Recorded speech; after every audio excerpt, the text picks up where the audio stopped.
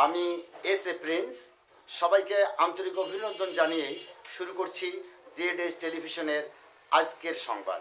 রাস্তায় পানি নিষ্কাশনের ড্রেন না থাকায় রংপুরের বদরগঞ্জ উপজেলার 11 নং গোপালপুর ইউনিয়নের পানাতিপাড়ায় একটু বৃষ্টি হলেই শতাধিক পরিবার পানিবন্দী হয়ে পড়ে। স্থানীয় জনপ্রতিনিধি সহ সংশ্লিষ্ট কর্তৃপক্ষের নিকট এলাকাবাসী আবেদন করার পরেও পানি নিষ্কাশনের ড্রেন নির্মাণ হয়নি, এমনটাই বললেন গ্রামবাসীরা। আমার নাম রাশিদুল। রাস্তার অবস্থা তো আমার কোনো ব্যবস্থা নাই, যেমন তেমন মনে করেন যাতায়াত করা মুশকিল।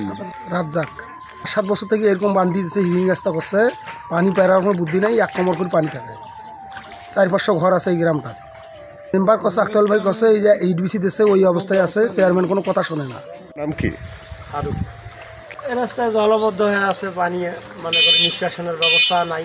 ওইদিকে ড্রেন আছে কিন্তু ড্রেনটার এই পাশে ক্লিয়ার নাই। এলাকার লোকজন যদি সচেতন হয়, এখানকার ইউনিয়ন প্রতিনিধি আছে, এগুলো দেখাশোনা করে না। কারণ এই মুহূর্তে প্রয়োজন পানি নিষ্কাশনের, কারণ বাড়িঘর মানুষের চলার অসুবিধার আগ্নেয় খুলি পানি উঠছে। আপনারা কি বলেন? সবার রাখে